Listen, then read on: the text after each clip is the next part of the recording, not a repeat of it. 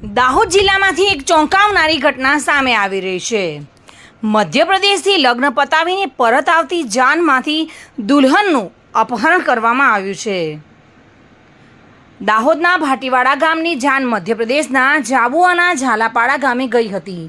લગ્ન પૂર્ણ કરી જાન પરત આવતી હતી ત્યારે દાહોદના બોરડી નજીક મોટરસાઇકલો લઈને આવેલા 20 જેટલા ઈસમોએ દુલ્હનની ગાડી રોકીને દુલ્હનનું અપહરણ કર્યું છે।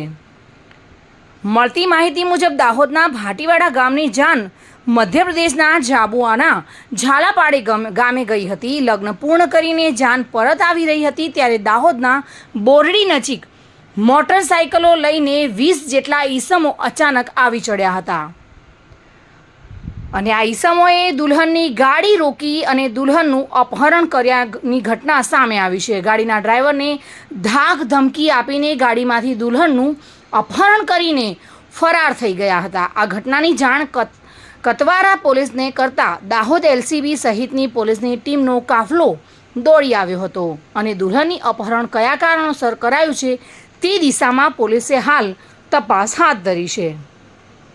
વાત સર એવું છે કે અમે જે સવારે 11:30-12 વાગ્યાના સમય સુધીમાં અમે જાન લઈને ઝાલાપાડા ગામે ગયેલા હતા। ત્યાં જાનનું જે અમારે સમાજની વિધિ પ્રમાણે લગ્ન થયા બાદ અમે લગભગ 6 થી 7 વાગ્યા સુધીમાં ઘરે પહોંચી ગયા।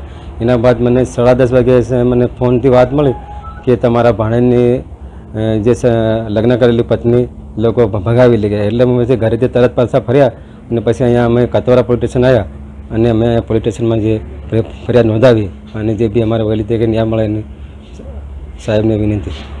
નીનામાં કિરણભાઈ સોવનભાઈ। સુરેશ કાપડિયા સાથે bureau report, today Gujarati news.